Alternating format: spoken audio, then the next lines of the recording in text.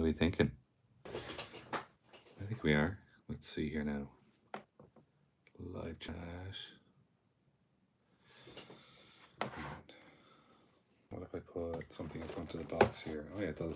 That does work. Okay.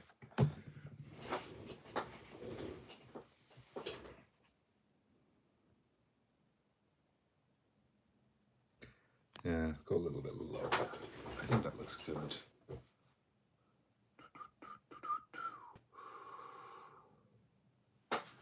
Yes.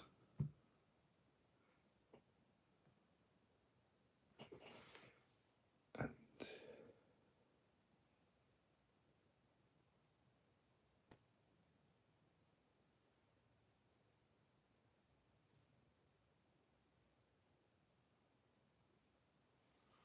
oh, you can do retouch. Hello, Paul Allen from American Psycho. Very good. I'm just playing around with some options here, but it's on the touch screen. You need at least 1 minute to highlight stuff. Yeah, that's fine. I think this works out okay. Hi. I said I would live stream some Lego, and sure enough, I'm doing that. I have a tray in front of me here. I think that looks all right. I think it's nice and neat. Can I just move this over a smidge? Sure I can. Hello, Cogzilla. It's really interesting seeing some of the usernames that I recognize from Let's Fight a Boss days. You guys are the real ones. You know what you're about. Yeah, I think this looks okay. Like the whatchamacallit, the display looks good. I'm like a tiny bit off center. Actually, you're meant to be a little bit off center, aren't you? It looks kind of boring if you're right in the middle. Did I show these last time? They're pretty good. They just hang on this wardrobe I have here. Got a Zeus from One Piece. He's very good. And then I have a shocked Kirby, because I think Kirby's shocked face is very funny. Yeah. Yeah, I'm going to stream for like an hour, okay? And the plan is I was going to do some Lego. So I'm swiveling around this chair a bunch. I have 2 Lego kits here. I have this one, which is a 3-in-1 Lego creator set, but it's kind of a go-to one in the sense that it has what looks like a Go Nagai Mazinger Z looking mech, which kind of has me a bit hype. So I'm definitely going to build the mech. The jet looks pretty cool. The dragon, like, it looks fine, but I'll give this one a go as well. I assume the manual is inside the box as well as the pieces. How many bricks does it have? Usually it says how many bricks it has. Maybe it doesn't because it's kind of subjective and it just won't tell you the total. Then the other one here is I have a bunch of the Lego Marios already, so I got just the Mario Kart cart. The reason I got that is because I already have Lego Mario, obviously. Like, I've had him for nearly 5 years now. The moment he's in the boot, and the boot's cool. You know, it's got the little crank on the side. It's got like a little spring in it. You can't really see it here, but it does kind of bounce up and down. And if I play the audio, hang on.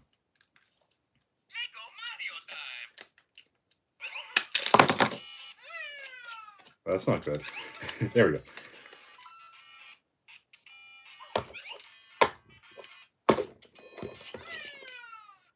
Yeah, it's pretty cool. Yeah, it starts playing Mario 3 music. But see you, Mario. Reason I wanted to get Mario Kart is because I also just have Bowser in his car.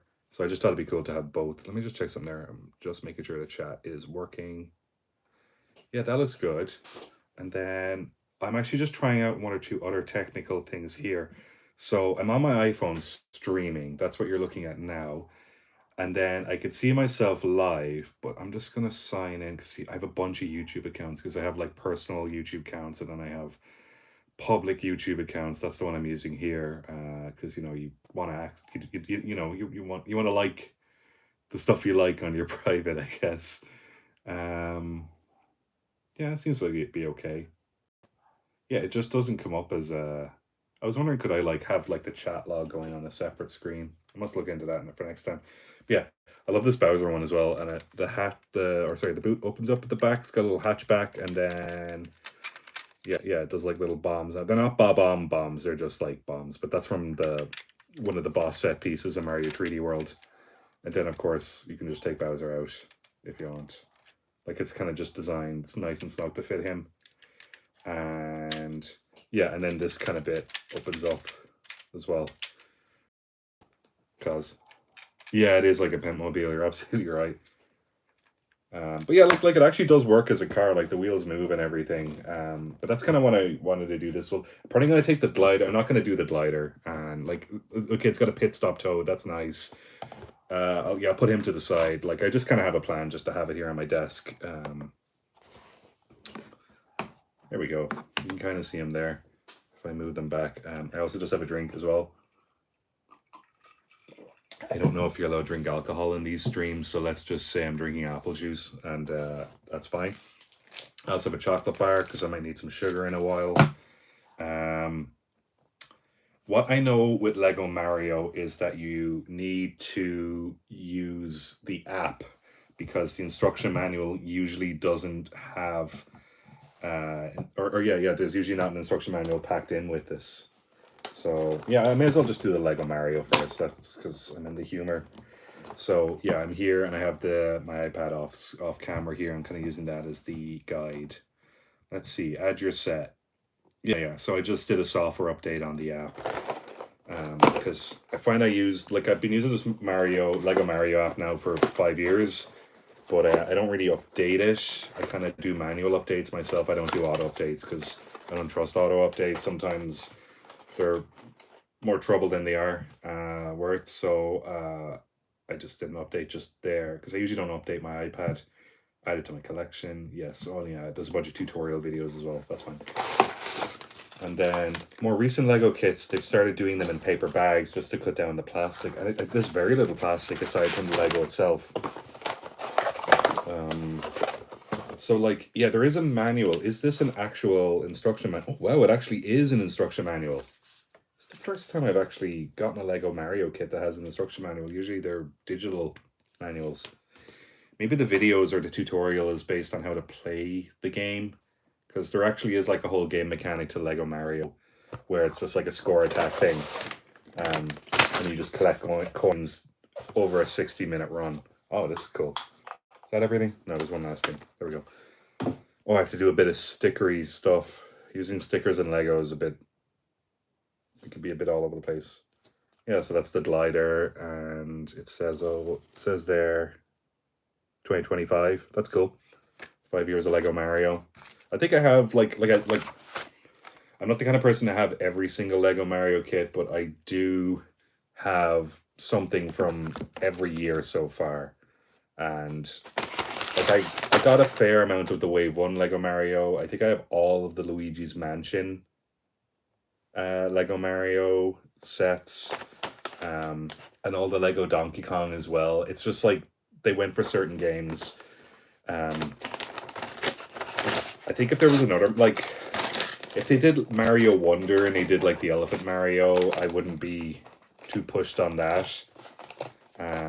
Yeah, and then there's some 18+ kits as well. Like that Lego Bowser is technically an 18+ kit, and the Piranha Plant, that's one of the 18+ kits, and they're doing like an adult Mario, like it's just Mario in his cart, but it's like the Mario Kart 8 cart. I think that's out in July. But I think I'm okay for that because I already have like the smaller version of it. I don't think I need the bigger version. I don't have Link and the Deku Tree yet, and I thought I would get it for Christmas. I thought I'd end up buying it, and then just opening up at Christmas, but I just didn't. But they're still selling it. But I have like a window open, and I might get it at some point. Okay. Let's see. And yeah, I saw the message there about using the stickers in Lego. They are very stressful to put on. I have a few techniques for it, which I might show in a bit. Like I have, like, one of the main Lego tools you get given, I guess, because I always have a spare one of them, is the brick separator. Kind of use that for everything. Um, like this bit is good for the stickers, just kind of for laying them down. But I actually do because I have like a sticker album. But with the sticker album, it came with two tools, which is super handy. Where I have a pair of tweezers and then like a large smoothener. So it's like, yeah, it's basically like a spatula. So I think I'm just going to use that. Now I've only opened up bag one at the moment. Brian, with 5 years of hindsight, where do you stand on electronic Lego toy versus the minifigure? Like, there's the minifigures of Zelda, and then there's minifigures of Animal Crossing. So people kind of compare this to like a Furby, which like I get. Like technically it is a Furby. Like all this Lego Mario is just this, and then you just sort of modify it. Like I've got some of the other costumes. I don't have them here with me on my desk, but like you just put on like the different hat and the different outfit if you want to be Mario Maker Mario, or Firepower Mario, or B-Suit Mario. Like I own some of them. And then the way it works is it just uses like a rudimentary barcode scanner, but it scans in color as well. And so it knows to jump on Bowser here by scanning this on top. And so it'll just, you jump on Bowser, and the audio of Bowser, groaning will come out of the speaker there. Like I do think it's clever. Like it's really simple tech, but and it probably wasn't designed for a toy. Like it was probably used for other things, but it's just clever how they kind of implemented it into a toy and try and make a play system out of this. So I'm doing bag one at the moment. Like I get that people want like like a Lego Man Mario. Like this guy's what, 3 or 4 times the size of a Lego Man. Like technically he still is a Lego Man, but he's more Duplo, I guess. Like he's more in the scale of Duplo, which I think is okay. Like I use like because like I still really like even when I was too old for Duplo, because I was the eldest child. Like my younger siblings had Duplo, or like Duplo was still kept around the house. So I have a fondness for Duplo. I never kind of properly grew out of it or kind of rejected it or moved on from it.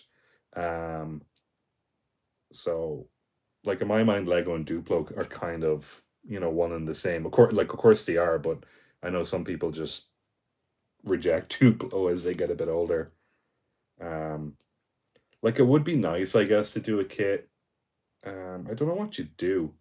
I'm really, really curious about the One Piece Lego that they're doing. Like, I hope they just do like a Thousand Sunny, or not Thousand Sunny, Going Merry ship with just the five original Straw Hats. Yeah, I hope this is ambience. Yeah, yeah, like if you're folding laundry with this on in the background, that's kind of the point of this stream. So I'm building Toad here at the moment. I've just done the first page. That's a Toad. It's interesting that he has yellow hands. He doesn't have flesh colored hands. Because are these gloves then? Like, what do you think? Like, that's in kind of in relation to the scale of Mario. But I guess like Toad's hat is huge. Like, it's quite big. Or well, Toad's cap. Use a better word. So I'm just gonna have a drink. It's kind of interesting how they do the Toad caps. Because I have one or two Toad Legos already. Sorry, I put an ice cube in my mouth because I like ice. I always get well, like I know Toad people get confused about like where are Toad's ears? Because I know in Mario Odyssey there's a Toad with headphones. I think the headphones are like up here rather than, because like for us humans, like our ears are more or less just below parallel with our eyes. So if we have headphones on, they're here, and the top of the headphones kind of go with our eyes and eyebrows. But I guess with a Toad, it's up here. It's like that same thing with that show Arthur. They were all humanoid animals. Wasn't that a thing that people would be, I guess, kind of confused? Like, what's his name? Buster? Was that his name? The rabbit? The guy that complained about telling lies on the internet? Wow, farming a JRPG. I used to do that sometimes, and I'd just put on a podcast or something because you just need to go on autopilot. You don't want to do it in sad silence. All right, no, that's not what I'm looking for. What am I looking for? I emptied that bag out, didn't I? Yeah, that's all there. That's all there. That's there. That's there. I'm missing a piece. I'm going to move these out of the way because technically these are already built. So I'll put them aside. I'll put that away. Sorry, all of a sudden it's gotten very chaotic. That's good. That's good. Did I empty all of this out? Yeah, all looking good. I found with Lego, you don't want to like dump out too many bricks all at once. And I got this from like IKEA a while back. It's just like one of those trays, but it has a really, really good lip all around the edge. Yeah, let's just see what I've got here. I'll put this away here too for a moment. That'll work fine.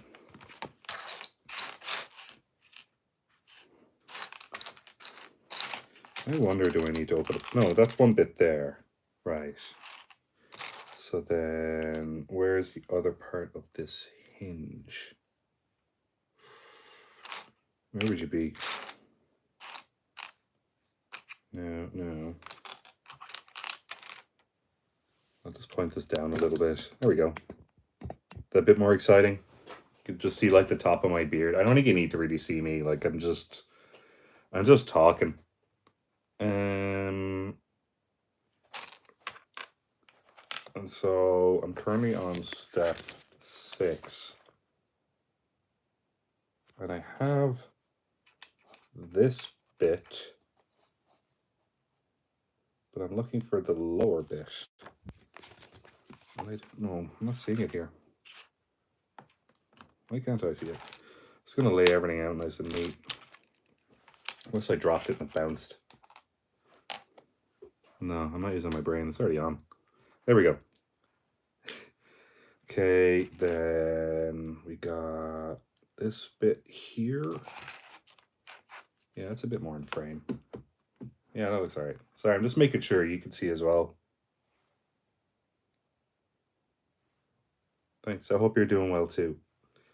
Yes. So what I love about the Toad, right, is that you can see here, like, instead of having it like completely flat, there's actually like a tilt to it. So that way when he has the cap on, there you go, it's stuck on now. When he has the cap on, like, you know, it should look more like that, but that looks a bit too stiff and mechanical. And it's just this little thing but it just makes him look a bit more organic.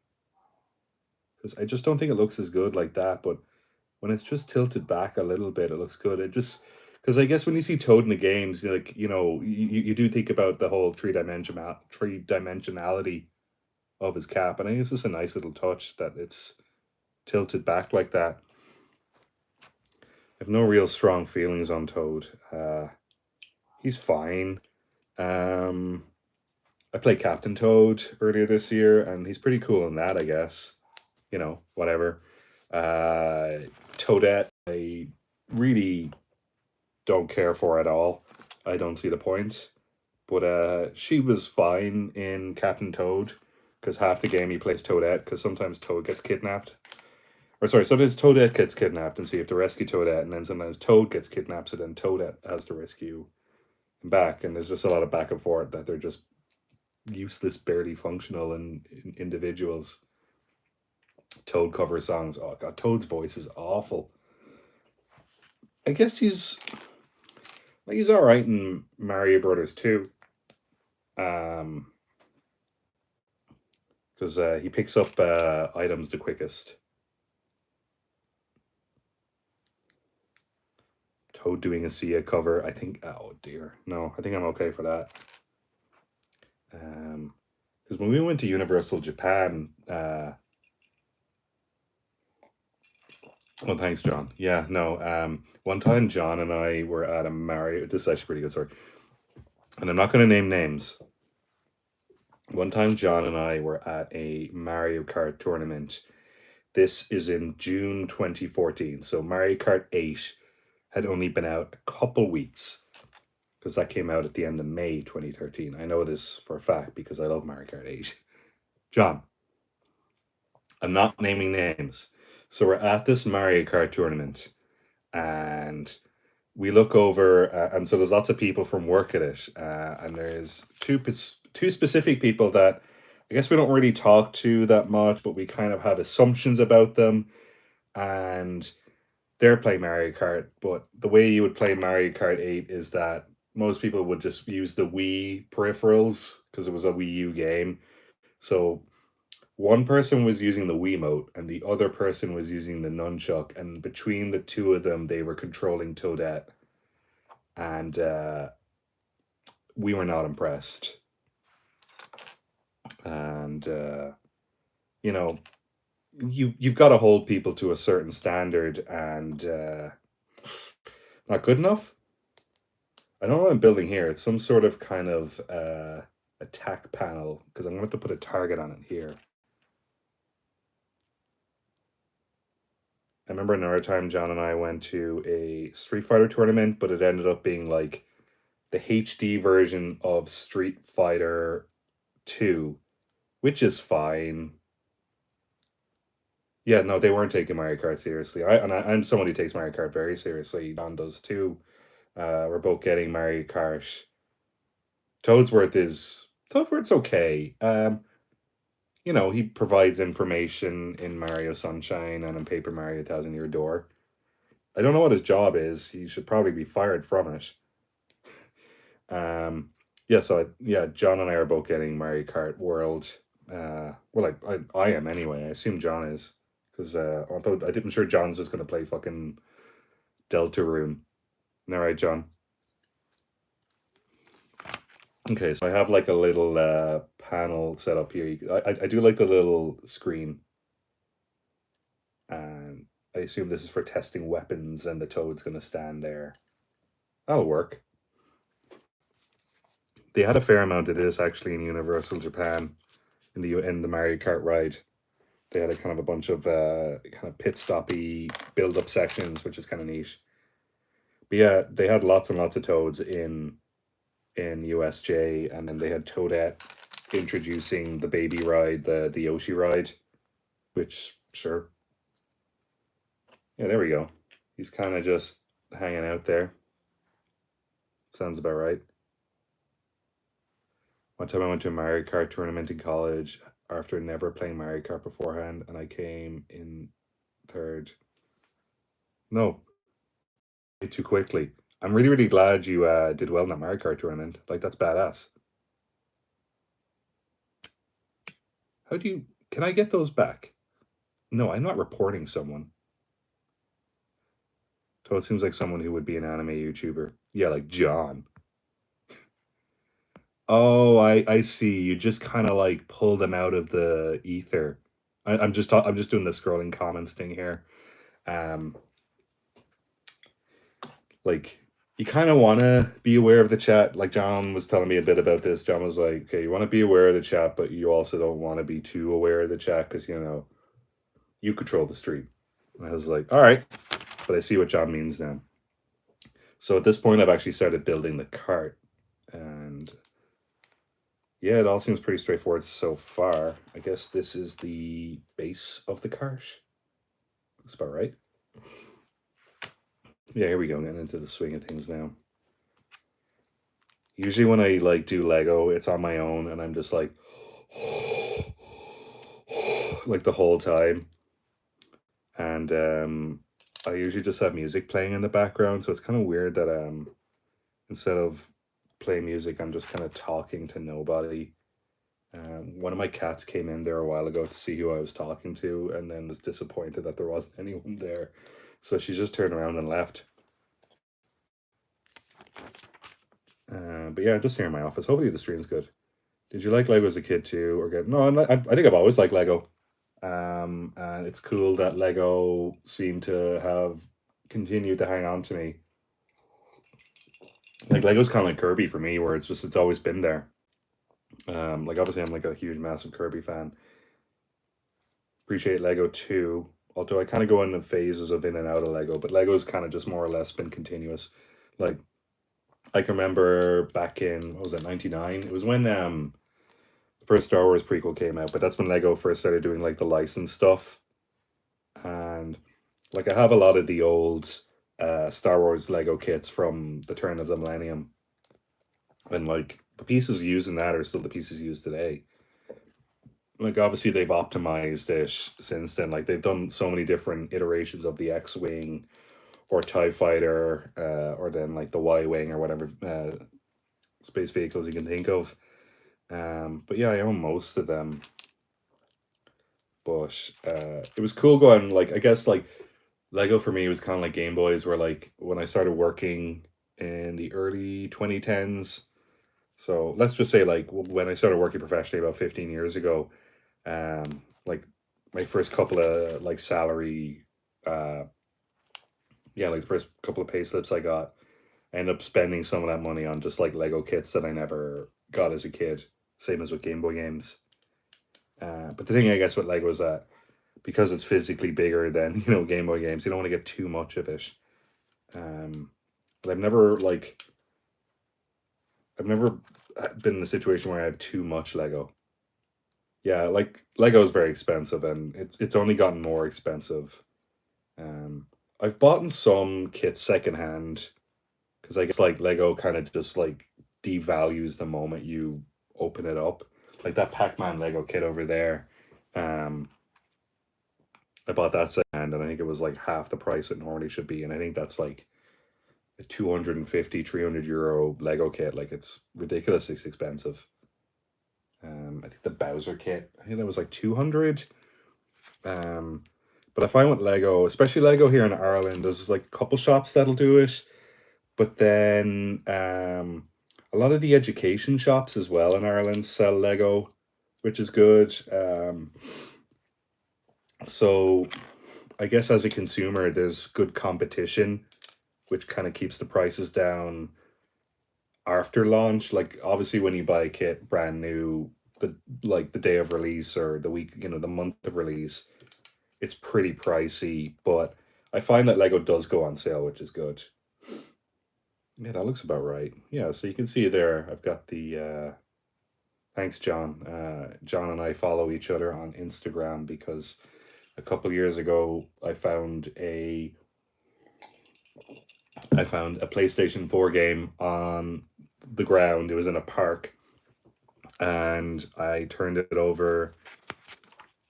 So this was just like the case of a PS4 game, PlayStation 4 game, like just like the blue case with but there was a loose disc inside, or maybe it was just like the cover of the game. But I just said, okay, everyone, try and guess what game this is, and whoever guesses right, I'll follow you back. And I believe the game was FIFA, or maybe it was a Call of Duty game. It was definitely one of those. But John got it right, and because people were like coming up with all these niche games, and I was like, no, no, no, you got to think about, like, we're in Ireland, and this is someone who doesn't care about video games. What game is that? And it's either a shooter or a football game, because the person, or yeah, like the individual who would buy that game only plays one game a year, and they don't care. All right, so yeah, that's a cart. As someone who had a wooden go kart growing up as a kid, me and my dad built one. That's more or less what a go kart looks like. Go karting is actually really, really fun. Like I've done go karting at birthday parties and stuff. It's very satisfying. It's cool wearing the jumpsuit and doing the helmet and everything, and the fumes. It's good stuff. Okay, so I have to do two of these. So that's one. So then I have to do a mirror image of it. All right. Like so. Here we go. Yeah, that'll work. Okay. Yeah. Yeah, that's pretty sweet. Okay. There we go. I don't know what this bit's for. I assume it's for like like a seat or something. I do like how it is just like these are the Mario colors. Like you've got the blue and red, obviously, but then you just kind of have this like boot color. Like it's just kind of the default Mario, and so you're supposed to just stick it on here at the back, and these just kind of go up like a hinge. I assume that's the back. Yeah, that's either the back or the front of the car. We'll find out.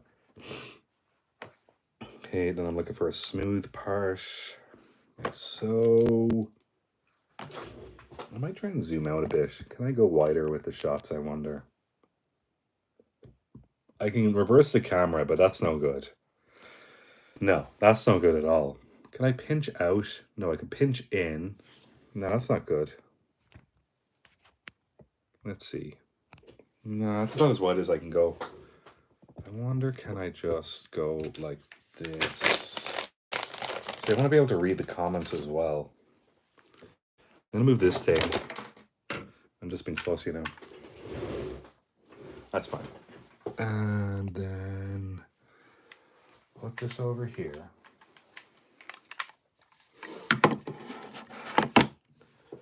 Put that back there. Yeah, that's a bit better now. I'll move this. It's my Kirby calendar, this perpetual calendar thing that I have. Yeah, that's a bit better. See, I want to try and go as wide as possible. See, I think it's with the other camera, I have that 0.5 lens, so you could do like the really, really sick zoom outs. Yeah, it's a bit better. Okay. Then can I show off a bit more of me or the chat? No. I just gotta do that thing where, no, I need to just tighten the tripod. There we go. Yeah. That's better. And let me just straighten the horizon down a little bit. And then lower. No, that's too low. Yeah, that's good. Okay. So I'm just being fussy. I just want a nice composition for you guys. Okay. Step 25. Looking like this. Yeah, it's looking good. Okay. Oh, I see. So then you fold it back. Fumes are the best part. They absolutely are. I'm not going mad, I assure you. I'm doing great. I'm not like John. I don't go cray-cray. That's part of John's shtick. Me, I'm just a happy sausage. No. That goes like that. Which goes like that. Yeah, there we go. I just forgot a step. Yeah, that looks pretty. That looks like a cart. So that means that's the front of the cart then, I assume. Yeah, because like the M crest is going to go. Yeah, like the logo is going to go there. All right, so I think, yeah, you're going to start building up the bumper now. The front of the bumper. So that goes, oh yeah, so there's 4 of these. So you stack them up, 1, 2, 3, 4. There we go. Yeah, that looks good. Is that too far though?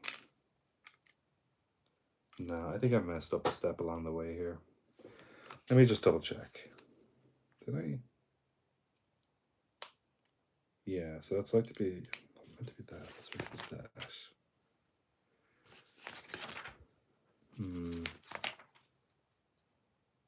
Yeah, I did.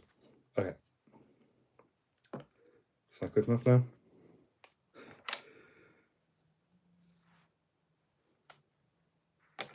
Yeah, that's odd. So it goes like that. Yeah. Okay.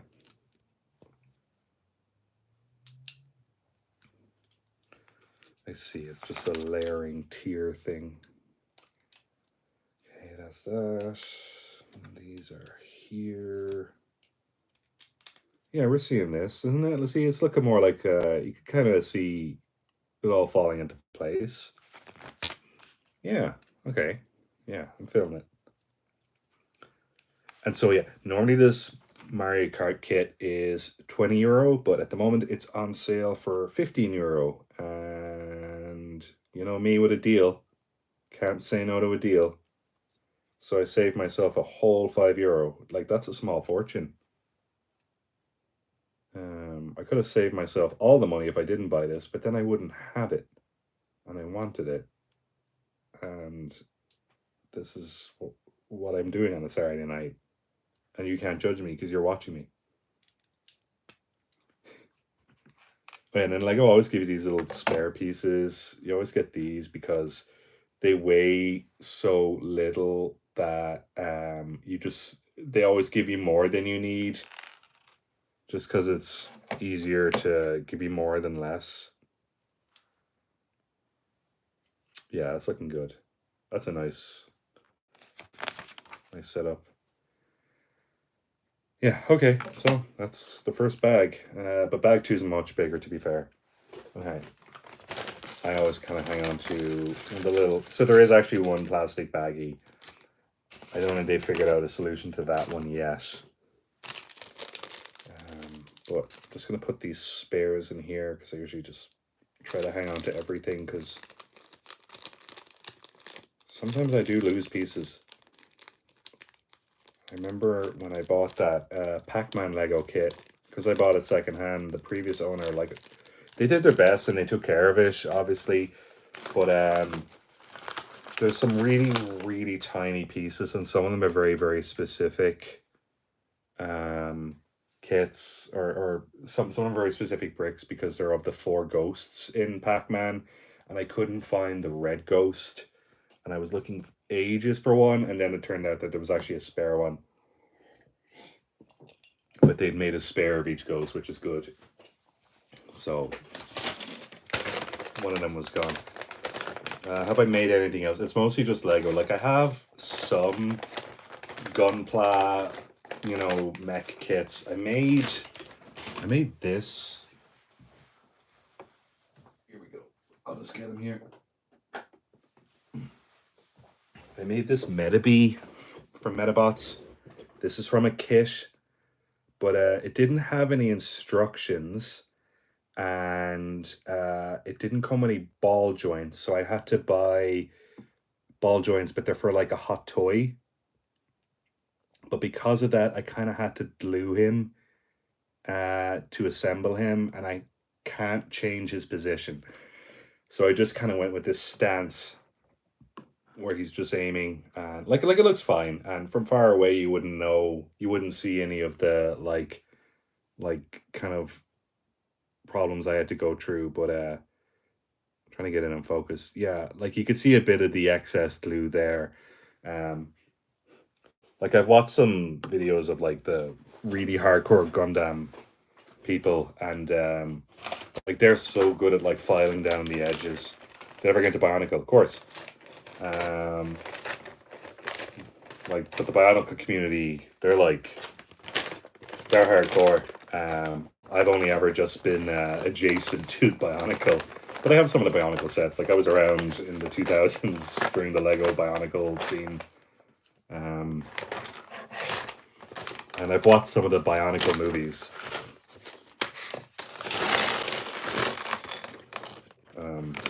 And I know that on YouTube there's a lot of Lego Bionicle, there's still a hardcore Bionicle community, and there's a lot of lore videos, and I've watched some videos of a guy showing, like, here's what all the Bionicle sets look like together, because he's just not missed a single one of them.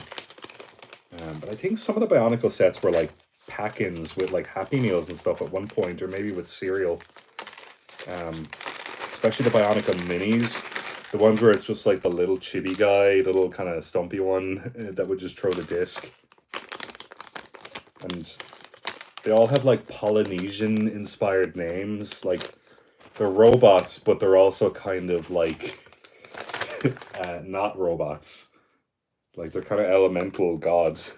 It's a fun idea. But I guess as a kind of like, and technically they are an original concept within Lego, because pretty much all of Lego these days is licensed merch. And they probably have a good split between, the IP and how much they get and how much Lego gets themselves. And it's kind of a win-win situation. Like, I know Pokemon have just announced that they're going to be doing a Pokemon Lego series end of this year, I'd say. But that's because I think they had a 25-year contract with Mega Bloks, one of like Lego's main competitors. And I think the, oh no, sorry, I have to step it down one tier down like this. Yeah, it's like that. I think Mega Bloks had a contract with the Pokemon Company for like 25 years. And I have some of the Mega Bloks Pokemon kits, and like they're fine. Like I have, yeah, and I think Mega Bloks had the Halo franchise as well. It's really odd. Just to see what, you know, they have and their competitors have. Like I have this here is an arcade cabinet, but it's done, it's Metal Slug 3, but it's done by a Lego competitor called Fantasy. So it's fantasy with a P. And they own some licenses as well. They have Moomin and Kung Fu Panda, which is interesting. But like it's cool how Lego have like both Marvel and DC. Like Lego's essentially kind of like the Fortnite, where they just have everything. All right, I'm just doing the front of the bumper, which looks like so. Well, that's one bit. Pretty much like every Lego vehicle is going to have this grille at the front in some way or shape. It's a given. And you kind of have to step it up, because you can see here it's kind of more crescent shape. Like this is just like a pretty standard Lego build. They always have that. And yeah, that's looking about right. And then I'm looking for the Mario M, the emblem. That's the green shell. It's a banana. Oh, that's cool. Yeah, look, it's got the little face on it and everything. It's very good. Comes in a red shell. Where's that Mario M? Is that it there? That's it there. All right, so it goes down here. I find with some of the more contemporary Lego kits, they have to find the right balance of like all of this is like smoothed off, but then you just have like two visible studs at the top, because like you have to show some studs, otherwise you know it does it like, you know, like because it's got to still look a bit Lego-y. You have to keep some of that aesthetic in it.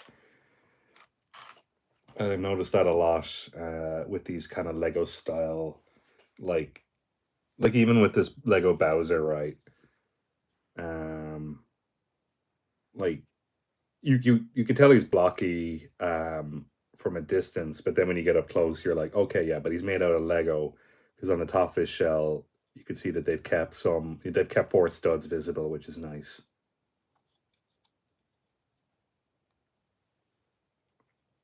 And then yeah, like I do like Bowser's tail is just one of those hinges. So I do think it's important just to have a bit of the kind of like, they can't take away all the imagination. You gotta kind of leave some of it open, and you kind of fill in the last bit yourself. Just doing the wheel. It's the steering wheel, which should just pop in nice and neat. Oh yeah, it does. That's great. Yeah, this really is just like a Mario Kart 8 kart. Well, I guess Mario Kart 7, Mario Kart 8, they're kind of the same build, more or less. The ones in, like, I guess the one I played the most growing up was probably Mario Kart 64. And I know with the new Mario Kart World, everything's a lot more chunky.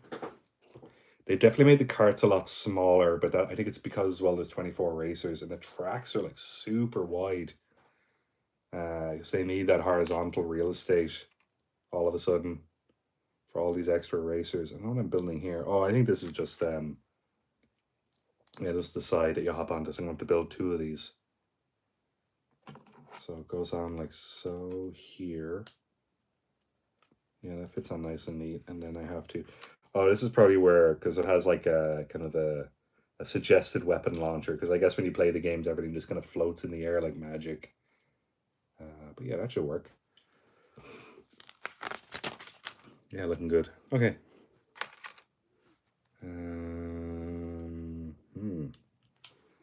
Right.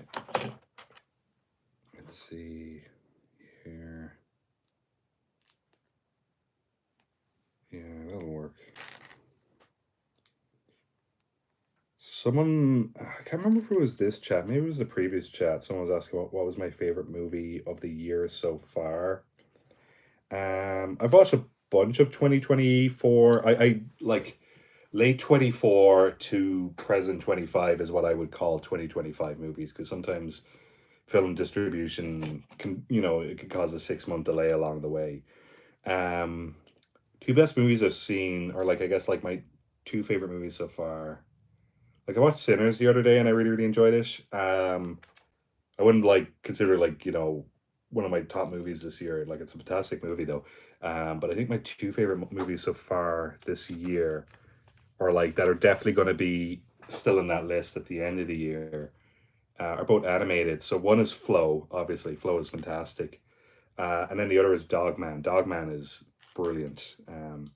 If you haven't seen Dogman, I recommend it. It is a very good animated film, and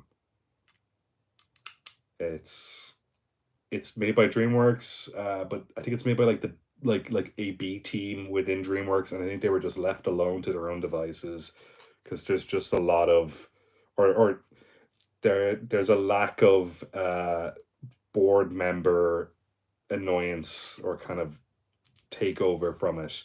Like I'm sure they're too busy with the fifth Shrek movie at the moment, which is like it'll do well regardless anyway. But I know that they're probably fine tuning every single joke and line in that movie. But then for something like Dogman to come out, which is just like it's an adaptation of Dav Pilkey, the guy who used to do Captain Underpants, and that fits that same aesthetic. And I know they've done a Captain Underpants movie, which I haven't seen actually. Um, but yeah, I ended up seeing Dogman in the cinema, and I was not disappointed, and I'd recommend it too. But yeah, obviously Flow is fantastic as well. Deserved the Oscar. I don't think anyone like. I think if someone was like, I saw Flow and I didn't like it, first of all, that person doesn't exist. But if they did, you would know that they were like a damaged, broken individual. Like if someone doesn't like Flow, they're flawed. Like, do you know what I mean? Because like, how can you not like that movie? It's really good. Like if someone has a problem with Flow, it just means they don't like animals. Because like, okay, yeah, the main character is a cat, but there's loads of animals in that movie. Like there's a pack of dogs in it, and they're all brilliant. Um, it's just it's a great movie, and like as someone who loves video games as well, obviously, you could just tell it's really, really inspired by video games. It uses a lot of the same kind of environmental storytelling as a video game. It's like post-apocalyptic. I guess kind of like like it pulls from like the likes of Nier Automata, or maybe some of the kind of forgotten temples in the more recent Zelda games. Um, like there's a lot of that in Flow, which is cool. Because it's kind of hard to tell how far into the future it takes place, or because there was humans there at one point, but there's not anymore. But there's still human constructs around. Like everything is still ergonomic to a human. All right, so the light at the back. Yeah, no, we're looking good. I assume we'll do the wheels at the very end. I'm excited to put the wheels on. I always like doing the wheels because you get to push it along. Um, yeah, if you haven't seen Flow, you should. And if you don't like Flow, maybe go to the doctor, because I don't know what to do with you, buddy. Like Flow's class. It's just like I'm probably gonna watch it again at Christmas. I'm gonna make my parents watch it, and they're not gonna enjoy watching it. But by the end of it, they're gonna be like, "That was the greatest movie I ever made. Thank you, Brian." And I'm gonna be like, "Yeah," because like it's just one of those movies that like I think anyone of any age can just get into. It's a timeless movie, and it's even though it's not even a year old, it's a certified classic, which I think is cool as well. I think it's cool when you see a movie and you're like, this one's gonna stick around. This one isn't gonna be like I kind of well like I remember. Do you remember that black and white movie, The Artist? Whatever happened to that? It's like that won an Academy Award, and like the main guy in it, he's in Nescafe ads here with George Clooney, which like sure good for him. I think he's in the that Leo DiCaprio movie, the Scorsese one, Wolf of Wall Street. He plays a Swiss guy in that. But like, whatever happened to the people who made the artist?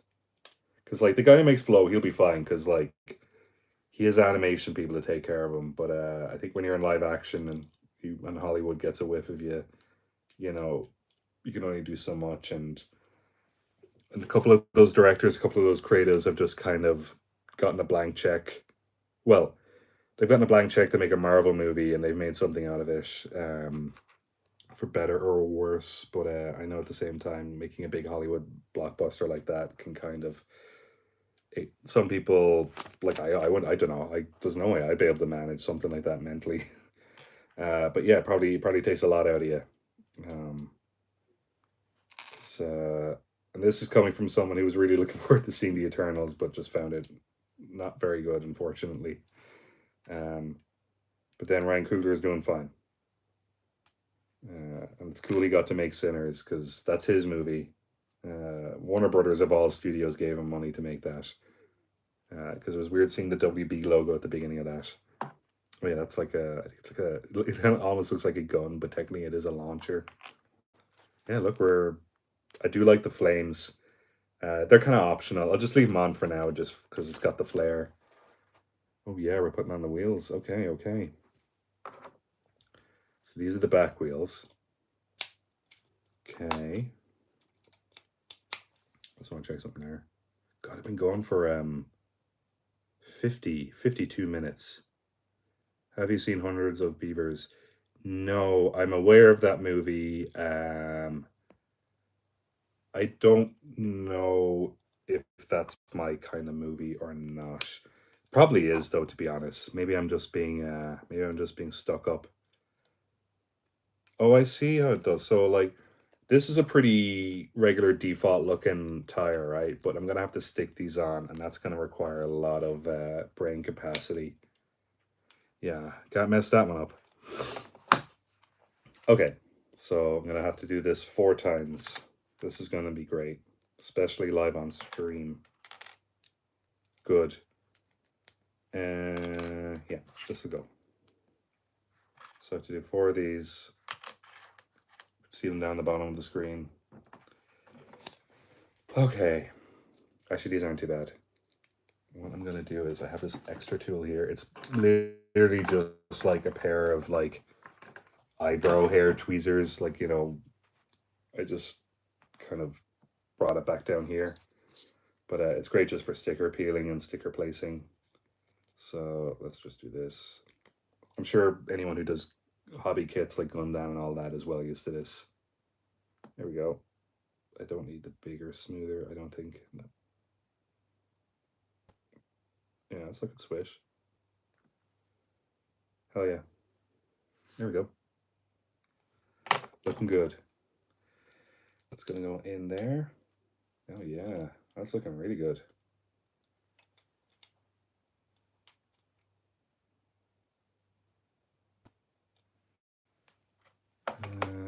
A Pikmin type. Let's see. The most recent one was Ice and Pikmin 4. I'd love a gas Pikmin. I don't know how you do a gas Pikmin. I guess it would have to have like maybe you could pass through elements, or maybe yeah, like I wouldn't mind a Pikmin that has like a solid and vapor form. I think that would be a fun idea. I think there'd be some good puzzles there and a good like let's say the gas Pikmin can't do any damage, like because it can't do any physical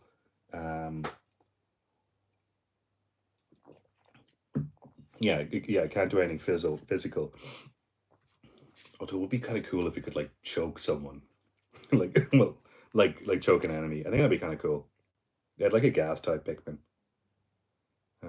Someone was asking about Neve as well. She's doing fine. Saw her last week, and we are meant to be seeing Revenge of the Sith at some point. End of this month, start of May. I must get back to Neve about that because I don't really like the Star Wars prequels. Well, I don't like Phantom Menace or Attack of the Clones. but I do think Revenge of the Sith is a genuinely good film, and it's 20 years old this year, and like it's one of the best Star Wars movies in my opinion, and I don't, and I only like maybe 1/3 of. I guess well, there's 9 Star Wars films that are like the Skywalker saga, but I guess there's 11 in total, isn't there? Well, there's a Clone Wars animated movie as well. Okay, well, look, let's just say that I like. I messed this up. Yeah, I'd say I like about I really really like about 1/3 of Star Wars, and then I think 1/3 of Star Wars is mid, and then I think 1/3 of Star Wars is atrocious, and I think the worst Star Wars is probably the 9th one, which is the one that came out in 2019, just before COVID-19. We all thought that, like, can't get any worse than that bad Star Wars movie, and then 2020 happened. Yeah, Rise of Skywalker is a terrible movie, and I've only ever seen it the one time in the cinema, and I have no interest in watching it again. No, I do like the old ones. I love A New Hope. I think Empire Strikes Back is mid, and I think Return of the Jedi is mid. Like they're great films, but like I don't know. I just love A New Hope. But yeah, I'm one of those people that doesn't really like. I know people think Empire Strikes Back is the like definitive best Star Wars movie. It's fine. It's no New Hope, which was just called Star Wars back at one point. I think there's something like the BFI are showing a version of Star Wars later this year. It's just like a version that they have preserved, but it's one that like George Lucas doesn't approve of because it doesn't have like because it's just called Star Wars. It's not called Star Wars: A New Hope, and it doesn't have the perspective text crawl. I think it just has like a vertical text crawl, or maybe it doesn't even have a text crawl. But it's missing a bunch of the like rules that he would consider to be Star Wars. Yeah, so this is like this is for the glider, I guess, which is optional, and I will not be opting into it. Just gonna put these tweezers back on for now. Yeah, that's fine. But yeah, I think my favorite ones are probably like I love Force Awakens. I still love Force Awakens, even though like what they did with that was very disappointing. But the imagination was there. It just they just didn't stick the landing. But yeah, I think first Star Wars 1. Yeah, okay, yeah, the last of the prequels, the first of the originals, and the first of the sequels. They're my 3 favorite ones, which is probably a toxic list, but that's fine. I'm okay with that. I'll manage somehow. Yeah, that's good. Good. So let me make sure this is all nice and swish. Let me just see.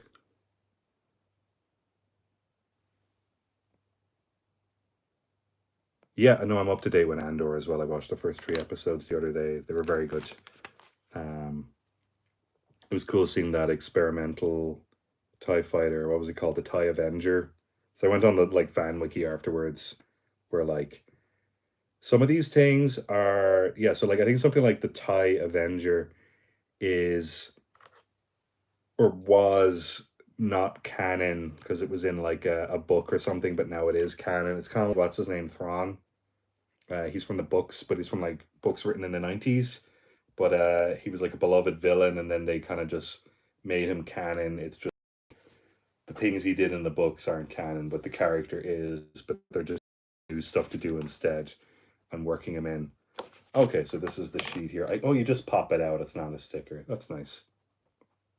Like I know what's his name, Vice Admiral Thrawn, who survived the purge of the Empire, so he exists during the Clone Wars, and yeah, because he's in the Ahsoka TV series, and he's in a different galaxy, way further away. But yeah, I know his whole thing is that he's like an expert tactician, which means that whoever writes for Thrawn has to also be an expert tactician, otherwise, because like if a character is smart, that means the writer has to be smart, otherwise they can't. The character Otherwise, it has to be that the opponent is dumb and what their solution to the problem is actually kind of not clever at all. But yeah, like he seemed calm and composed. He didn't really kind of give off anything that would have been considered a clever tactician. I know he's been fleshed out in some of the comics because I watched a YouTube video about like what they've already done with him. Because I know what's his name, Mad Mikkelsen's older brother, the elder Mikkelsen, played him in live action, and I think he also voiced him in one of the Clone War Ahsoka TV series, something like that.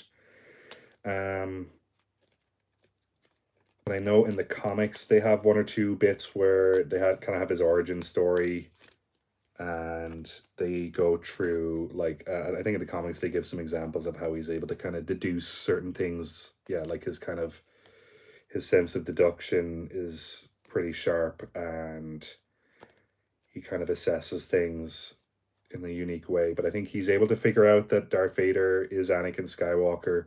So the whole thing about that is that it's private knowledge. I don't think it's like a publicly exposed thing until just before The Force Awakens. Yeah, look, so like it's cool. Oh, okay, so the same author got rehired or got to do it again. Okay, so yeah, no, like it's cool that because what's his name, Dave Filoni, who does the TV series, like he's definitely like an encyclopedia individual. Because I guess like I'm trying to compare it to One Piece, where like Oda knows the lore of everything and won't contradict himself. Whereas I think like because Star Wars, like it was just George Lucas, but then they kind of had to, then it becomes involved with Disney, and Disney are going to do their own thing. But I'm glad they kind of kept on Dave Filoni through Lucasfilm, because you do need kind of myth keepers to make sure you don't get anything wrong or anything contradicts itself. Okay, so that's a shell launcher. That's kind of neat. Yeah, I think I assume Oda knows everything about One Piece, and doesn't forget stuff. I know George R. Martin, the author of Game of Thrones, he relies heavily on editors, and I think he has more than one editor for different continents in Game of Thrones, but they just kind of make sure that he's not contradicting himself on certain, like very, very, very minor details, but they'll keep an eye on characters, locations, and relative to each other, and like even like the weapons that they'll use, and the continuity. Like they're basically like a script supervisor is what you'd have in like a TV production. But they'll just make sure everything is correct. Oh yes, so that's the launcher. That's very clever. And it probably is a cool job, but if you make a mistake, you probably get fired because, it's that thing where like the hardcore fans are going to be scrutinizing you the whole time, so you can't mess up. That's super cool, actually. See, I got a couple of different shell launchers. Yeah, I really like this kit, actually. That's cool. Yeah, the lore master. Like, I don't know, because I guess like is there someone who works at Shueisha for Shonen Jump, and they're a lore master on certain details. Like even with the SBSs in One Piece, in one of the one of the more recent volumes of One Piece, was there a thing where Oda was talking about Page One and Ulti and their dad, and how he was once a Shibukai. He was defeated by Ace. That looks class. I'm actually really happy with this. I'm gonna keep the flames. I think they look kind of fun, and yeah, I'll leave the shell launcher there, and I'll probably just put the banana here. But you can kind of swap the shell launcher over to the other side as well, which is kind of neat. Can he go here? Wonder, can I just sort of prop up the banana? No, I can't use this.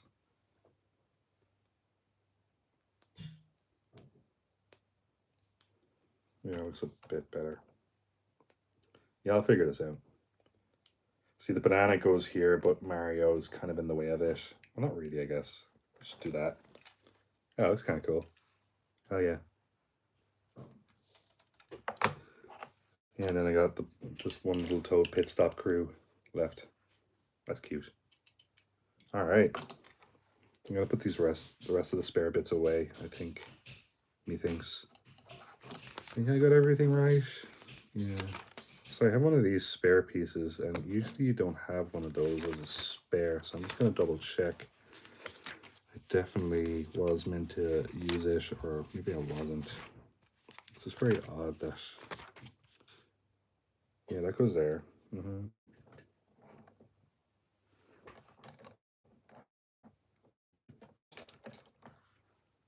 Yeah, let's see what I'm...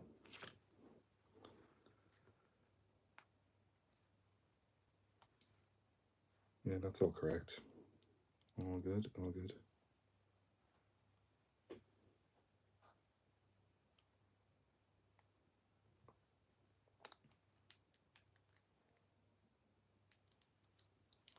Yeah, okay, I guess just give you a load of extras. Sorry, just being fussy. Yeah, that's a cool kit. Here we go, Mario. Yeah, I like reading the SBSs because they're technically canon to One Piece as well. I don't know what else outside of One Piece. Like, I think the Bochi, the Ace short stories, they're canon. The kind of the origin of the Spade Pirates. The stuff in the anime is kind of debatable, I guess. Depends. I know the movies are very hard to do now because they have to come up with a villain who has a cool devil fruit power. But maybe the cool devil fruit power might contradict something that is canon in 5 years' time, so Oda has to go, no, you can't do that. Who knows? Sorry, I keep chewing ice. Yeah, it looks already cool. Okay, I'm gonna put this one aside. What time are we? Okay, I'm gonna do the mech, but the mech should be like super easy to build. I might look at some of the other kits, but like, I don't know. I think I'm just gonna do the mech, to be honest. Like, because I'm gonna put the mech in my office, and like, he's gonna look so cool beside the Metabee. Actually, I'm glad I brought down this Metabee with me because I can't wait to have them side by side. Because I guess with anime, they're always the best at robot designs. You can't really contest that stuff. What am I looking for? Yes, I'm gonna put this away. I just want to neaten myself up a bit. I don't want to make too much of a mess. Where did I put the second bag? Oh yeah, there it is. Cool. Yeah, there. I just don't want things to get too chaotic. There. All right. Yeah, that'll work. And there.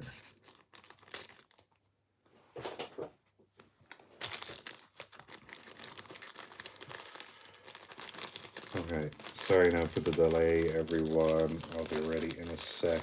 I'm just being fussy. I'm gonna put this in here because otherwise it'll just go missing. I'll put these to the side here and here. Didn't even use this brick separator. I guess you kind of more so need them for the bigger kits that are kind of on the plates. All right. Yeah, I'll pop that down there and I'll put them here. All right, let's take a look at this. So, yeah, I think it has been recently discontinued. I think they only made so many of them. When's this? What year is this from? Does it say? Because the Mario one is from 2025. This is from 2022, so this is 3 years old, which is like eternal in Lego years. Yeah, I find Lego kits usually only last about 2 years, maybe 2.5, and then yeah, then they're gone. But I know the hardcore Lego collectors, they'll buy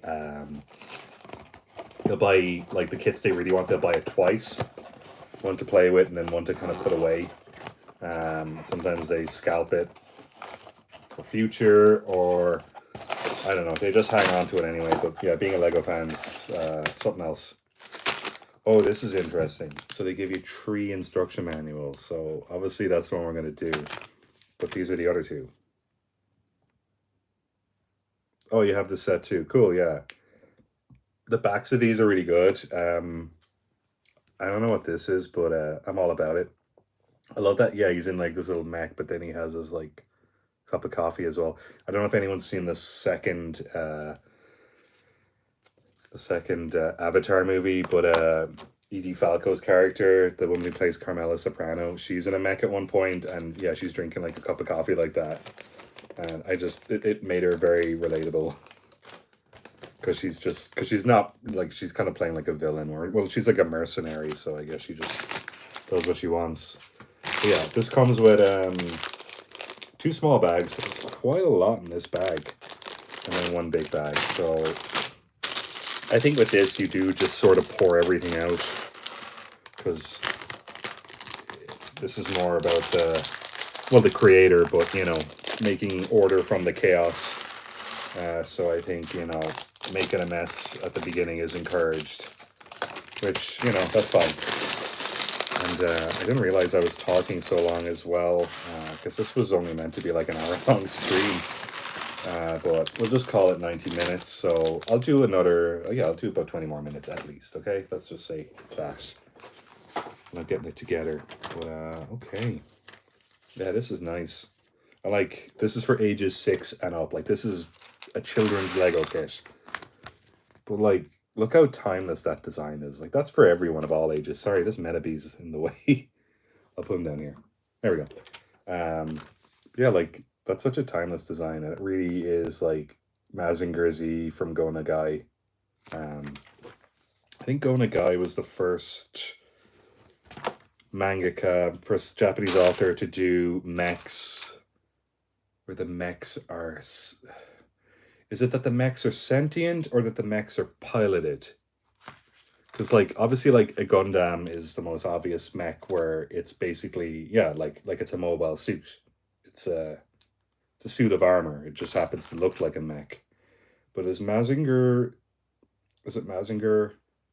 is the one where, because I've only read Devilman, and I know someone last stream was asking me had I read more Go Nagai, and I haven't. But I guess now I'm going to have to read Mazinger Z, because that'll probably answer the question. But I think he kind of evolved the mecha genre by kind of implementing certain rules that are kind of followed to this day about whether the mech is sentient or not. Because I guess you have mechs that are piloted, and then you have mechs that are aware. So, like, okay, like a Gundam is something that's piloted. But then you've got like an Evangelion, which is piloted, but then they're also partially self-aware, but I guess they're enslaved in armor. And I know the word robot, it does mean slave.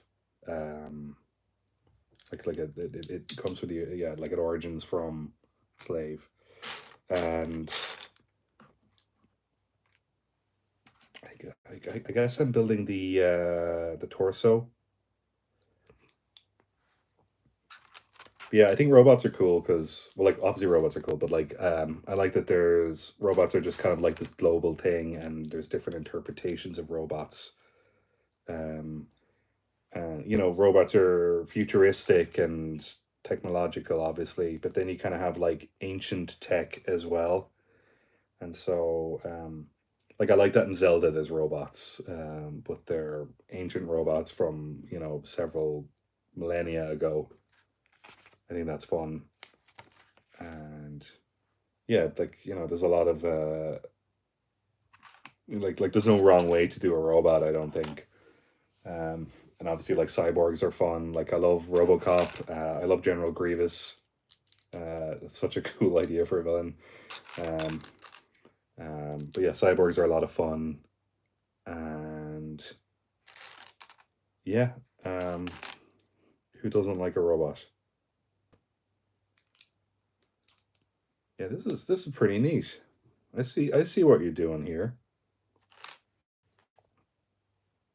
Sorry, I'm just checking the chat here. Yeah, mechs are cool for everyone. I hope when One Piece is over, Oda publishes some of the notebook files that are just filled with weird lore like that. Definitely, like, there has to be loads of like extra details that don't matter at all to the main story, but they flesh out stuff.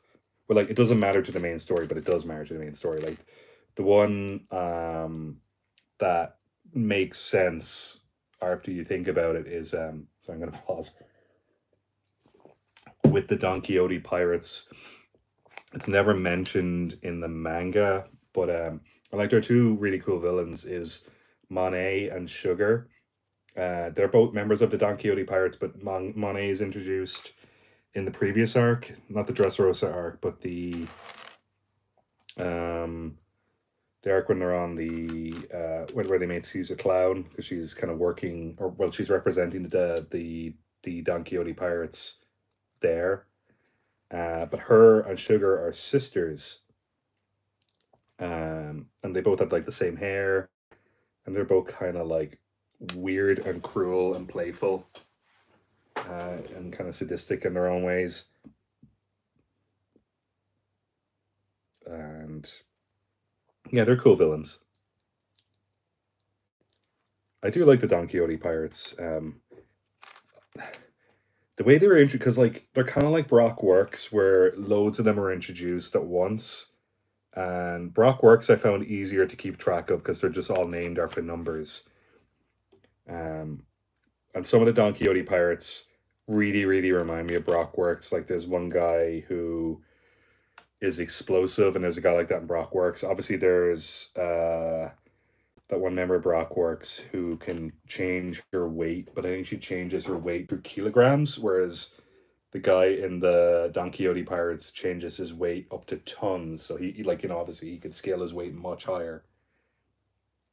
Um, like they're fine. The one who turns the one who turns people into paintings, she's really cool. Can't remember her name. Like that's a cool power, and you don't really get to see a lot of it. But yeah, she really really messes up some of the Straw Hats. I remember she messes up like Nami and Brooke real bad. Um, Before they try and make their escape towards Whole Cake Island, or well, no, towards Zoe, then to Whole Cake. Um, but yeah, they're great, and wow, yeah, look, this is so cool. You already see it coming together. This is great. They're just such simple colors as well. And like this is such a like timeless kit as well. Like Lego could have designed this at any point in any decade. It just only came out in 2022. But like more or less all the pieces I'm working with, like they're all familiar to me. Like even these ones, like I remember using these in the 90s, and like you don't see these ones that often. They're just like they're like door stopper wedges but with like grills. But I've seen them before. Oh no, there's one piece here I haven't seen before. Hang on. This one's kind of interesting because it's kind of like shaped like a foot. I guess maybe you'd use it as a beak. Yeah, that's cool. I remember when that first Harry Potter movie came out. What was that, in 2001? There was a couple of Lego kits, and they had they weren't sure how well that movie was going to do, and ended up doing very well, obviously. That's its own thing I don't want to talk about. But what's interesting about the Lego side of things is that they didn't make enough specific brick pieces, like brick molds, for some of the like tops of the castle, the Hogwarts castle. And so it was kind of like I remember the PS1, or sorry, the PS2 had come out the same year, and it was at the same issue where it had like a certain microchip shortage. But yeah, like it's just weird how um these bigger kits, you know, whether it's a toy or an electronic, are dependent on some very very specific ingredients. So I'm building the legs, so I'm actually going to build two at the same time. That's just sort of a thing I do. I have like a leg in each hand. uh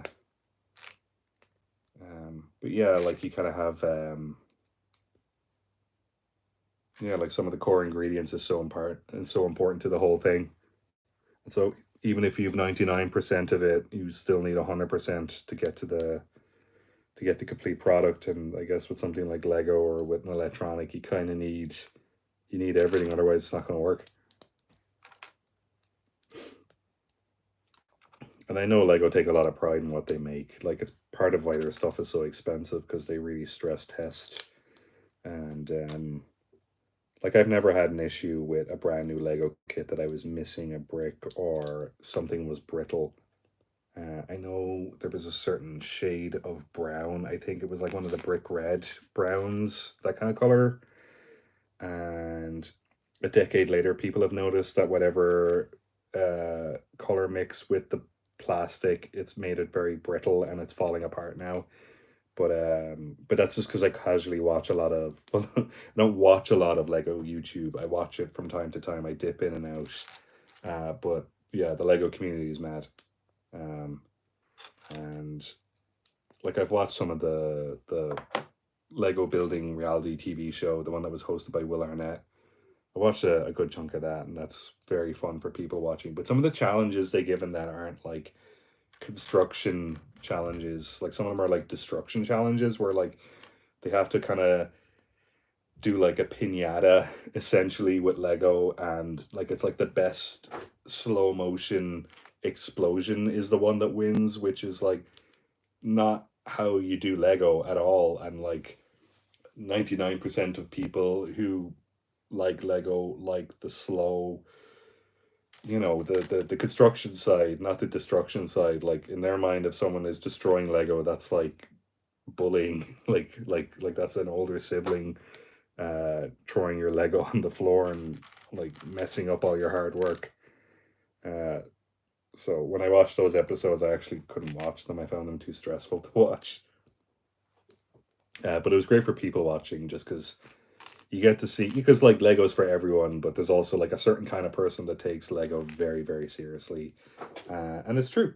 And I hope not to be one of those people, but sometimes I feel like I am. And I get where they're coming from, because you do kind of get into a trance.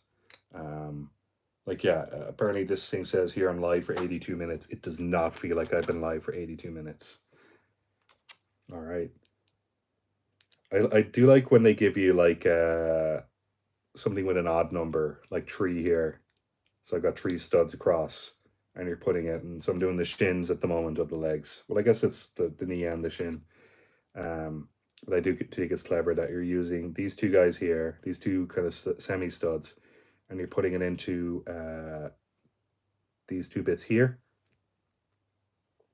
And so it's 3 studs facing out, but on the inside it's using 2 studs facing in. I just think that's very clever. And we got a yellow stripe down here. Sorry, I think there's a cat at the door. No? Okay, never mind. It's one of my cats checking on me. They come in and check on me from time to time, because that's just what cats do.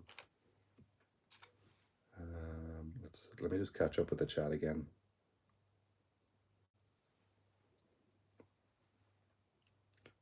Doflamingo and his crew in One Piece. Yeah, no, he does care for his crew. Because like there's people of all ages, shapes, and sizes in his crew. And like there's the original 4 core members that kind of see him as a a higher than thou individual. But yeah, no, for the most part, if you're in Doflamingo's crew, it's a pretty good deal, unless you're Trafalgar Law. Like, he got fucked over. But he's got a nice crew now that, they all take care of him. Like, Beppo is brilliant. Like, if I had Beppo on my crew, I'd be really happy. Like, Beppo's the best. I love when they introduced him. Like, I remember that's when I started reading One Piece. Well, it wasn't that arc. It was kind of at the beginning of Thriller Bark, Nice Lobby Thriller Bark, when I started reading One Piece week to week, like as a manga. So I'm just snapping these in. I assume it's like this. That looks right, doesn't it? No, sorry. I have to still add some more stuff to it. I'll just take the legs off for now. I'm getting too ahead of myself.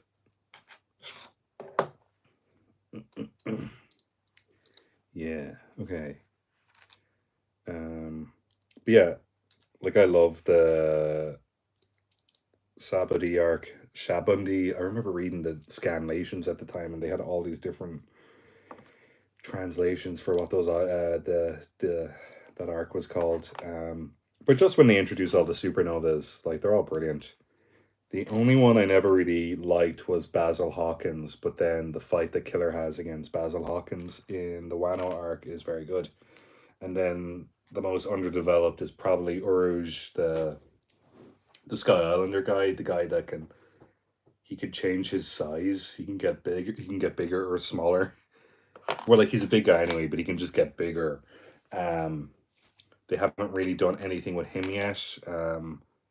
They mention him during Whole Cake Island, and I think they show him witnessing Kaido jumping from a sky island back down to like ground level.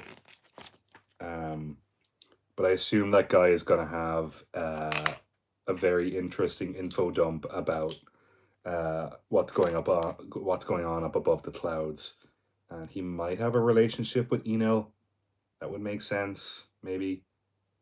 Like, so I think his group is, or his crew's called like the Fallen Monks, or he's like the Mad Monk Uruj.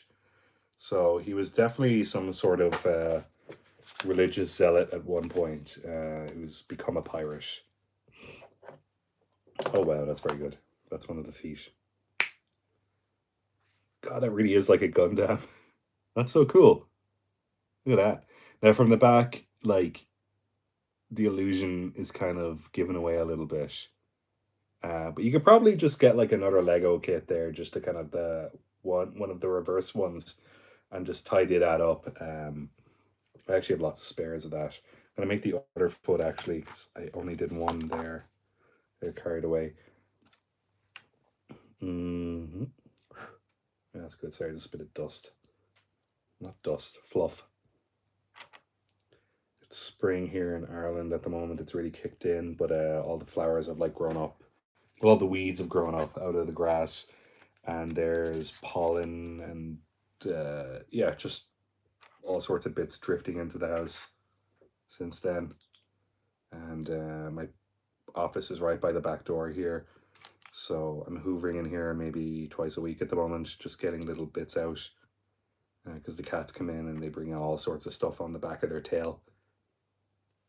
Especially the fluffy guy, Laszlo. He's black, and he's a big black fluffy cat, but half the garden kind of comes in with him. Wow, yeah, that's actually a decent size mech, isn't it? Like, okay, here we go so far. He's actually going to be taller than Metabee. Okay, cool. That's a great size. I guess I can kind of pose him as well, because I can't pose the Metabee, but I can pose this guy. So already this is going way better. Okay, what's next? I assume the arms are next. I'm just gonna I'll just put him here, okay? That works. It might flicker between him in focus and me out of focus, but yeah, I've given this guy he, him pronouns as well. Yes. Okay, yeah, these are the arms. I assume these are the arms. Sorry, my shoes are squeaking, or my Crocs are squeaking. I don't know if Crocs are shoes or not. Yeah, that'll work. Okay. Yes. Second one here. Yes. Also, I'm real hunched over now. Sorry, I gotta crack my back. Can you guys hear this? Oh, that's what an old man sounds like. See, usually when I do Lego, I'm on the floor, and I actually just like lie down with the stuff. And I'm kind of a bit conscious about keeping in frame. But I don't mind like getting the top of my head cut off. I might even like pivot this down a bit more, to be honest. Let's see. Yeah, it's a bit better. Yeah, that was good, wasn't it? That's what happens when you study animation and then work in animation. And like I have a good chair. It's got a neck support and everything. And I try to. Well, I guess I've been sitting down now for nearly an hour and a half. Usually, I try to get up every 30 minutes and just do a quick walk and stretch. But yeah, take care of yourselves, and specifically your back. have gone to a chiropractor. Chiropractors are fine. There used to be this place here in Dublin called the Endorphin Release Clinic, and that was amazing. They closed down after lockdown or during lockdown. So then when I went up looking for them after lockdown, the business had ceased trading. But I think it was also just a family business, and um, they were just kind of happy enough to just kind of pack it up, and there wasn't really any interest in continuing the business beyond it. But what they were was, so they were an endorphin release clinic, and what that meant was that like, I guess for me, I'd have a lot of pinched nerves, well, not pinched nerves, but like just tension around but the back of my neck and shoulders. But they would just kind of go in there with their thumb, and it was basically like smoothing out, like, do you know when you put like a new protector on your phone screen and you're getting all the air bubbles out? They're doing that with their thumb, and so like you're wearing your clothes, obviously, like it's not like a massage, but they're just going in the back of your neck, and they're just kind of pushing down until you just kind of feel enough warmth, and then it kind of just spreads out. It's almost like kind of like cracking an egg on a frying pan, and the yolk, like the yolk is in the middle, but all the egg white kind of like spreads out. But yeah, it just kind of releases this warm feeling of comfort, and I guess that is the endorphin release, because you have it everywhere.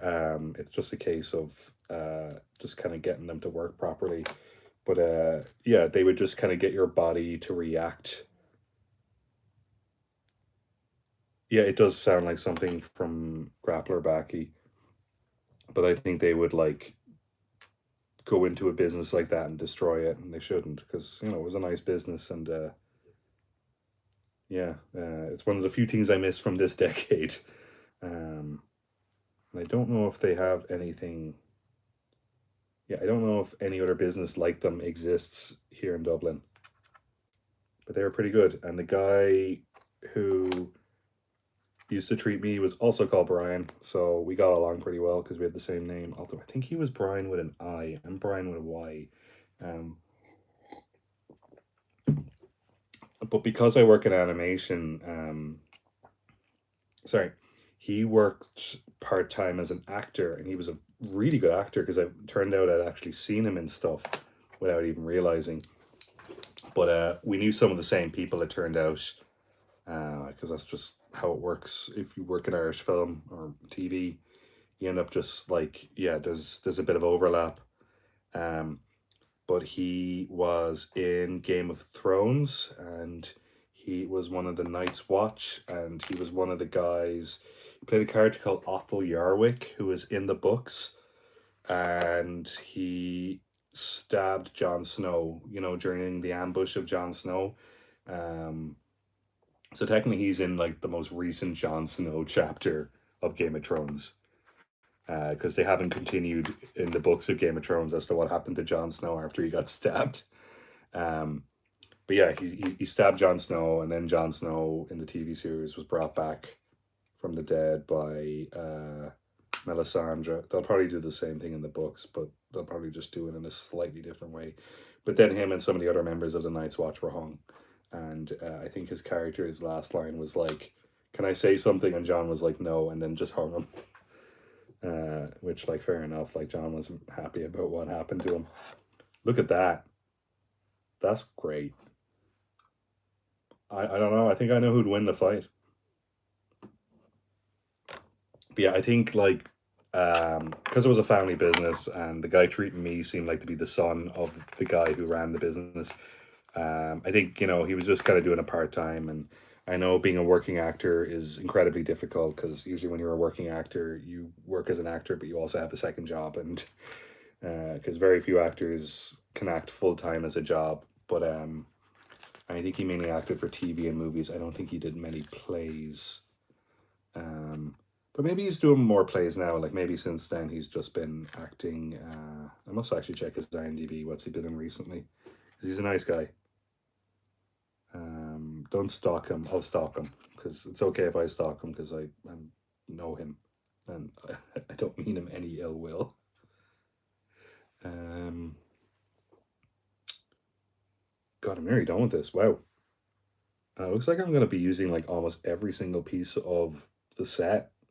Because there's very few bricks left here. Like, what do you think? Just like these are the two big ones. Like, I assume they're the wings. Obviously, yeah. But yeah, I'm kind of just doing like the head now. I know it mechs, or just like with characters in general. If you're designing a character, the smaller the head, the more like the bigger their body is. But obviously, the more intimidating they're gonna look. But there's like a ratio that you have to get right, where like obviously you want their head small, but if you go way too small, it's gonna look comical. Okay, so I'm just doing the head here. Oh yeah, so there is antlers. Like they basically are just mech antlers. That's very good. Just look at that now. Ah, that's cool. Look at that. And then, oh, I've got to do the shoulder pads. Hell yeah. Because you've got these like extra notches here, so they're gonna go into like these little shoulder pads. I do love that about mechs, that they've got such broad shoulders. They just have such a cool silhouette from the chest up. So I'm just making these here. Okay, that's it. Yeah, it's just two pieces on either side. So then I snap these on like so. Is that right? Yeah, that's right. Yeah, okay. Cool. Oh yeah, and they can just kind of slide up and down. Very good. Put them there. This could be like the thumbnail.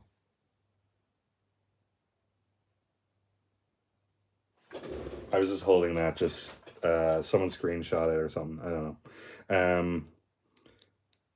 I'll scrub through the file later, see if I can get it. So I'm just doing the wings here. No, it's going to be like a mirror image, so I'll get most of it right, and then I'll just replicate it.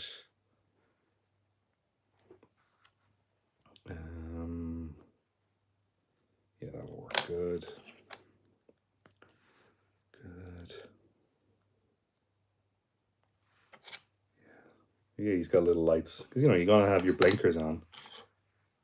There we go. So I've gotten very excited now. I just want to finish this off. I want to see it all together. Hell yeah. Okay.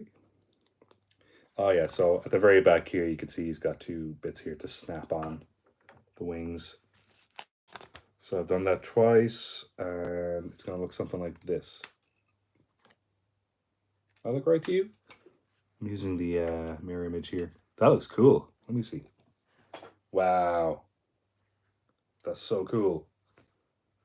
Yeah. I'll get the posing right later, but like, to be fair for a Lego, like, you know, usually Lego's pretty stiff and rudimentary, but like, okay, he can't bet, like, he doesn't have any knee joints, but he does have elbows.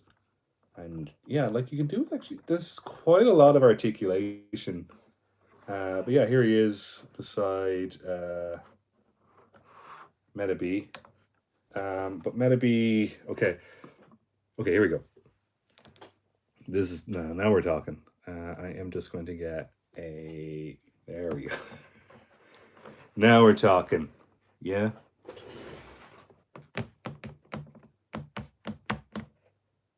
Hello. Hello. You want to be friends? Yeah, we shouldn't fight. This is a peaceful place. This is Brian's office. And everyone here is chill and kind. And it's a Saturday night. Well, it's Saturday night here in Ireland. It's going to be Saturday night, maybe later where you are, or maybe it's going to be Sunday morning soon and you're staying up too late, my friend. But I'm going to wish you all a good day, a good evening, maybe even a good morning. Take care of yourselves. It is past my bedtime and my back is in bits from playing with Lego, because that's what happens when you're an old man like me who is mentally a child, as you can see with all my stuff. But you know, just just know that you can grow up, but you don't have to grow up. You can still play with toys, but do your taxes, because chances are you've overpaid your taxes and you're probably owed a bit back from the tax man, and you're better off with the tax man owing you money than you owing the tax man money. I've learned that and that's my advice for you. But also, thank you for watching. And Lego is fun, and I like buying Lego when it's on sale because it costs too much money. And that's all I have to say. Thank you. And I will stop streaming now because it says 105 seconds. Okay, thank you very much, everyone. Enjoy yourselves. Goodbye.